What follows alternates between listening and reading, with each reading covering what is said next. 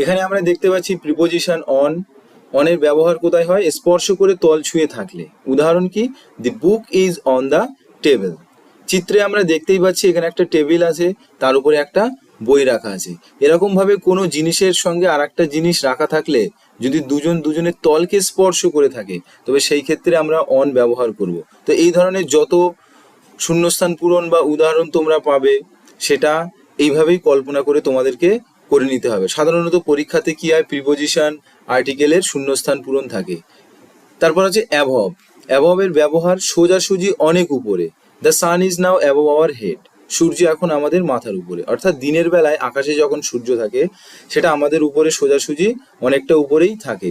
যেমন এখানে ছবিতে আমরা দেখতেই পাচ্ছি একটা ছবি আছে, তার উপরে আছে সূর্য, ঠিক এইভাবে অবস্থান করে। তো সেসব ক্ষেত্রে আমরা কি ব্যবহার করব? অ্যাবভ ব্যবহার করব। হ্যালো বন্ধুরা, আজকে আমি তোমাদের জন্য নিয়ে চলে এসেছি আর্টিকেল এবং প্রিপোজিশনের উপরে একটি ভিডিও, যেখান থেকে তোমরা অনেক কিছু শিখতে পারবে এবং ইংলিশ গ্রামার সম্পর্কে তোমাদের অনেক ধারণা ক্লিয়ার হয়ে যাবে। কারণ আর্টিকেল প্রিপোজিশন ইংলিশ গ্রামারের খুব গুরুত্বপূর্ণ একটা পার্ট।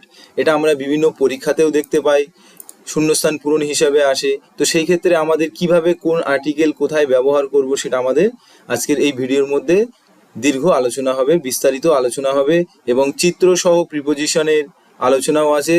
তাই ভিডিওটি না কেটে পুরোপুরিভাবে দেখতে থাকো, আশা করি অনেক কিছু শিখতে পারবে। এরপর হচ্ছে আর্টিকেলস। আর্টিকেলস হচ্ছে দুই প্রকার, ডেফিনাইট, ইনডেফিনাইট। ডেফিনাইট হচ্ছে দি, ইনডেফিনাইট হলো এ এন। আর্টিকেল হচ্ছে প্রধানত কটা? তিনটে, এ এন দি। এর মধ্যে দিটাকে বলা হয় ডেফিনাইট আর এ এন এটাকে বলা হয় ইনডেফিনাইট। তো দি কোথায় কোথায় আমরা ব্যবহার করব? যা কিছু এক এবং অদ্বিতীয় তার আগে দি বসে, অর্থাৎ সংখ্যায় মাত্র একটি আর নেই, অদ্বিতীয়, সেটাকে তার আগে কি বসবে? দি বসবে। যেমন এখানে দি মুন, চাঁদ, চাঁদের সংখ্যা কটা? একটাই, সেজন্য এখানে মুনের আগে একদম নিঃসন্দেহে দি বসবে, কোনো সমস্যা নেই। তারপর নির্দিষ্ট করে কোনো ব্যক্তি বা বস্তুকে বোঝাতে দি বসে, যেমন দি বুকস, অর্থাৎ বইগুলি। এখানে কিছু নির্দিষ্ট বইকে বোঝানো হয়, ওই জন্য দি ব্যবহার করা হচ্ছে। তারপর হচ্ছে সুপারলেটিভ ডিগ্রির আগে দি বসে, যেমন দি মোস্ট বিউটিফুল। এই যে মোস্ট বিউটিফুল, এটা হলো সুপারলেটিভ ডিগ্রির মধ্যে পড়ে, সেই জন্য এখানে দি বসবে। তারপর সংবাদপত্র, পবিত্র ধর্মগ্রন্থ, মহাকাব্য নামের আগে দি বসে, যেমন দি কোরআন, দি টেলিগ্রাফ। এগুলো হচ্ছে পবিত্র ধর্মগ্রন্থের নাম আর সংবাদপত্রের নাম। কোনো জাতির ও সম্প্রদায়ের আগে দি বসে, যেমন দি মুসলিম, এটা একটা মুসলিম জাতিকে বোঝায় সমগ্র। দি হিন্দু, এটা সমগ্র হিন্দু জাতিকে বোঝায়। তো জাতি বা সম্প্রদায় হলে, যে কোনো জাতি বা সম্প্রদায় হলে তার আগে আমরা কি ব্যবহার করব? দি ব্যবহার করব। বাদ্যযন্ত্রের নামের আগে দি বসে, যেমন দি ভায়োলিন, দি গিটার, এগুলো হচ্ছে বাদ্যযন্ত্র। আর এই ধরনের আরো যত বাদ্যযন্ত্র আছে সবগুলোর নামের আগে কি বসবে? দি বসবে। এরপর আমরা দেখব এ এর ব্যবহার, এ কোথায় কোথায় বসে। সিঙ্গুলার নাউনের শেষে কনসোন্যান্ট থাকলে এ বসে। সিঙ্গুলার নাউন অর্থাৎ একটা বোঝাবে সংখ্যায়, এরকম নাউনের শুরুতে যদি কনসোন্যান্ট, শেষে না, এখানে শুরুতে হবে, শুরুতে যদি কনসোন্যান্ট থাকে তাহলে এ বসে। যেমন এ টিচার, এখানে শুরুতেই কি আছে? কনসোন্যান্ট আছে, সেই জন্য এখানে এ বসলো। কোনো শব্দের শুরুতে ভাওয়েল থাকলে তার উচ্চারণ যদি ইউ এর মতো হয় তবে এ বসে। যেমন এখানে ইউনিট, শুরুতেই আছে ভাওয়েল, কিন্তু ভাওয়েল থাকলে উচ্চারণটা ইউ এর মতোই হচ্ছে, সেই জন্য এখানে এ বসবে। যেমন এ ইউই, এখানে ভাওয়েল আছে ই, তবু এর উচ্চারণটা হচ্ছে ইউ এর মতো, সেই জন্য এখানে বসবে এ। শব্দের শুরুতে ভাওয়েল থাকলে তার উচ্চারণ যদি ওয়া এর মতো হয় তবে তার আগে এ বসে। যেমন এখানে হচ্ছে ওয়ান, শব্দের শুরুতে আছে ভাওয়েল ও, কিন্তু উচ্চারণ করতে গেলে আসছে ওয়ান, ওয়া, ওয়া শব্দটা এখানে আসছে, সেই জন্য এখানে এ বসবে। এরপর শব্দের শুরুতে যদি এইচ থাকে এবং তার উচ্চারণ হয়ের মতো হয় তবে তার আগে এ বসে। যেমন এ হাউস, একটি বাড়ি, এখানে শুরুতেই এইচ আছে, এইচ এর উচ্চারণ হয়ের মতো, সেজন্য এখানে এ বসবে। অনেক ক্ষেত্রে আমরা দেখি এইচ থাকলেও সেখানে উচ্চারণটা হয়ের মতো হয় না, সেই জন্য এখানে এই বিষয়টাকে উল্লেখ করা হয়েছে। কারণ আমরা সাধারণত জানি এইচ হচ্ছে কনসোন্যান্ট, তবু এখানে কেন এরকম বলার কারণ, তার কারণ হচ্ছে অনেক জায়গায় এইচ থাকে, সেক্ষেত্রে উচ্চারণটা অন্য হওয়ার জন্য অর্থাৎ হয়ের মতো না হওয়ার জন্য সেখানে আমরা অ্যান ব্যবহার করি, সেটা আমরা পরবর্তীতেই দেখব। এরপর হলো অ্যান এর ব্যবহার। সিঙ্গুলার কাউন্টেবল নাউন যদি ভাওয়েল দিয়ে শুরু হয় তবে তার আগে অ্যান বসে। সিঙ্গুলার হতে হবে আর সেটা ভাওয়েল দিয়ে শুরু হতে হবে, তবে তার আগে অ্যান বসবে। যেমন অ্যান অরেঞ্জ, এখানে অরেঞ্জ ও দিয়ে শুরু, ও হলো ভাওয়েল, সেজন্য অ্যান ব্যবহার করা হলো।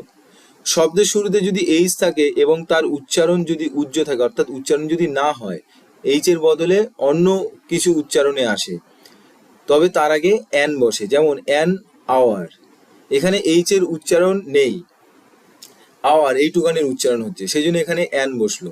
অ্যান অনারেবল পার্সন বা ম্যান, যা কিছু আমরা লিখতে পারি। অনারেবল শুরু কি এইচ দিয়ে, কিন্তু এখানে এইচ এর উচ্চারণ নেই, অনারেবল অ চলে আসছে উচ্চারণের শুরুতেই, সেই জন্য এখানে অ্যান বসলো। সংক্ষিপ্ত নামের শুরুতে কনসোন্যান্ট লেটার থাকলে তার উচ্চারণে ভাওয়েল ধ্বনি থাকলে অ্যান বসে। যেমন an L L B, L L B, L এ চলে আসছে উচ্চারণ করতে গেলে, ওই জন্য অ্যান বসবে। অ্যান এমপি, এমপি এম, এক্ষেত্রেও এ চলে আসছে, আর এ যেহেতু ভাওয়েল সেই জন্য এখানে অ্যান বসবে। অর্থাৎ এরকম সংক্ষিপ্ত নামের ক্ষেত্রে যদি উচ্চারণে ভাওয়েল ধ্বনি চলে আসে তাহলে সেক্ষেত্রে আমরা অ্যান ব্যবহার করব। এরপর চলে এসেছি আমরা কি প্রিপোজিশনে। অন, অনের ব্যবহার স্পর্শ করে তল ছুঁয়ে থাকলে। The book is on the table, এখানে একটা টেবিল আছে, টেবিলের উপরে বইটা রাখা আছে, টেবিলের তলের সঙ্গে বইয়ের তল স্পর্শ করে আছে। তো এই সমস্ত ক্ষেত্রে যত উদাহরণ থাকবে সব ক্ষেত্রে আমরা অন ব্যবহার করব। এরপর হচ্ছে অ্যাবভ, সোজাসুজি অনেক উপরে বোঝালে। যেমন the sun is now above our head, সূর্য এখন আমাদের মাথার অনেক উপরে। তো সূর্য সাধারণত দিনের বেলা আমাদের মাথার উপরেই থাকে, এখানে ছবিতে আমরা দেখতেই পাচ্ছি এরকম ধরনের একটা, জাস্ট বোঝানোর জন্য একটা ছবি। তো এই ধরনের আরো অনেক কিছু বোঝাতে গেলে, যেমন মাথার উপর দিয়ে এরোপ্লেন যায়, ঘুড়ি ওড়ালে সেটা অনেক উপরে থাকে, এই ক্ষেত্রে অ্যাবভ আমরা ব্যবহার করতে পারি। ওভার, খানিকটা উপরে গতিশীল, অর্থাৎ কোনো টেবিলের উপর দিয়ে বা কোনো দেয়ালের উপর দিয়ে যদি কোনো প্রাণী লাফিয়ে যায়, বা যেমন এখানে একটা উদাহরণ আছে, the cat jumped over the desk. তো ডেস্ক বলতে টেবিল জাতীয় জিনিসকে বোঝানো হয়, অথবা এখানে হতে পারে the cat jumped over the wall, দেয়ালের উপর দিয়ে লাফিয়ে যাচ্ছে, সেক্ষেত্রে এরকম হতে পারে একটা দেয়াল থেকে আর একটা দেয়ালে। দেখো কিছুটা উপরে, এটা তো আর অনেক দূর উপর দিয়ে লাফ দেয় না বিড়াল, তো সেক্ষেত্রে এখানে দেখতেই পাচ্ছি আমরা কিছুটা উপর দিয়ে বিড়ালটি লাফ দিচ্ছে। এই ধরনের কিছু ক্ষেত্রে আমরা ওভার ব্যবহার করব, খানিকটা উপরে গতিশীল অবস্থায় থাকবে। এরপর ইনটু, বাইরে থেকে ভিতরের দিকে বোঝালে, অর্থাৎ কোনো বাক্যের মাধ্যমে, মনে করো একটা বাক্যে শূন্যস্থান পূরণ করতে বলা আছে, আর সেখানে বাক্যটা পড়ে আমরা বুঝতেই পারছি কাউকে বাইরে থেকে ভিতরে যাওয়ার কথা বলা হচ্ছে, তো সেই ক্ষেত্রে কি বসানো হবে? ইনটু। যেমন দি বয় র্যান ইনটু দ্য রুম, এখানে বালকটি দৌড়ে ঘরের মধ্যে ঢুকছে। আউট অফ, অর্থাৎ ভিতর থেকে বাইরের দিকে বোঝালে। এখানে উদাহরণ কি আছে? The lion came out of its den, সিংহ তার গুহা থেকে বেরিয়ে আসছে, অর্থাৎ ভিতর থেকে বাইরের দিকে আসছে বোঝানো হচ্ছে, ওই জন্য এখানে বসলো আউট অফ। এরপর বিটুইন, বিটুইন মানে হচ্ছে দুইয়ের মধ্যে বোঝালে। যেমন কোনো একটা জিনিস, সেটা যদি আমরা দুজনের মধ্যে ভাগ করে দেই, যেমন he divided the fruits between the two brothers, সে দুই ভাইয়ের মধ্যে ফলগুলো ভাগ করে দিল। ধরলাম অনেকগুলো ফল ছিল, সেটা দুই ভাইয়ের মধ্যে একজন ভাগ করে দিল, তাহলে এই সমস্ত ক্ষেত্রে কি বসবে? বিটুইন। এরপর অ্যামং, অ্যামং মানে হচ্ছে অনেকের মধ্যে বোঝালে। যেমন দি books are distributed among the student, ছাত্রছাত্রীদের মধ্যে বইগুলো বিতরণ করে দেওয়া হয়েছে। এখানে অনেক ছাত্রছাত্রী দেখতে পাচ্ছি আমরা, তাদের মধ্যে কিছু বই বিতরণ করা হয়েছে। তারপর অ্যাক্রস, অর্থাৎ আড়াআড়ি ভাবে অতিক্রম করা বোঝায়। ছবিতে আমরা দেখতেই পাচ্ছি একটা বালক, সে রাস্তা আড়াআড়ি ভাবে এক পাশ থেকে আরেক পাশে অতিক্রম করছে, অর্থাৎ রাস্তা পার হওয়ার জন্য চেষ্টা করছে। দি বয় র্যান অ্যাক্রস দ্য স্ট্রিট, ছেলেটি রাস্তার আড়াআড়ি ভাবে দৌড়ে পার হলো। এই সমস্ত ক্ষেত্রে এরকম ব্যবহার করা হয়। এখানে একটা ছবি দেওয়া আছে।